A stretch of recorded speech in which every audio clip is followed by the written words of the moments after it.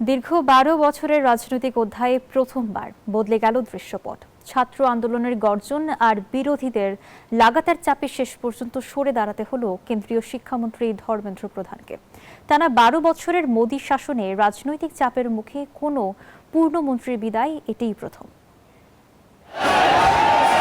১২ বছরের অনড় দেয়ালে শেষ পর্যন্ত ধরল ফাটল। বিরোধীদের লাগাতার চাপ আর দেশজুড়ে ছাত্রদের আন্দোলনের ঢেউয়ে নতি স্বীকার করতে হলো মোদী সরকারকে। পদত্যাগ করলেন কেন্দ্রীয় শিক্ষামন্ত্রী ধর্মেন্দ্র প্রধান, আর তাতেই ভারতের রাজনীতিতে তৈরি হলো নতুন এক নজির।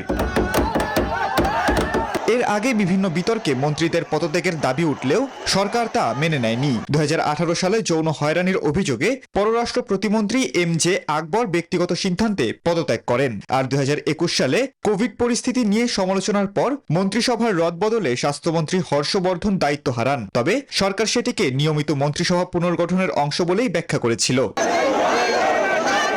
লখিমপুর খেরি হত্যাকাণ্ড কিংবা কুস্তিগিরদের আন্দোলনের মতো ইস্যুতেও বিরোধীদের পদত্যাগের দাবি প্রত্যাখ্যান করেছিল মোদী সরকার। সেই প্রেক্ষাপটে ধর্মেন্দ্র প্রধানের পদত্যাগকে বিরোধী দল ও রাজনৈতিক বিশ্লেষকরা সরকারের রাজনৈতিক অবস্থানে এক গুরুত্বপূর্ণ মোড় হিসেবে দেখছেন।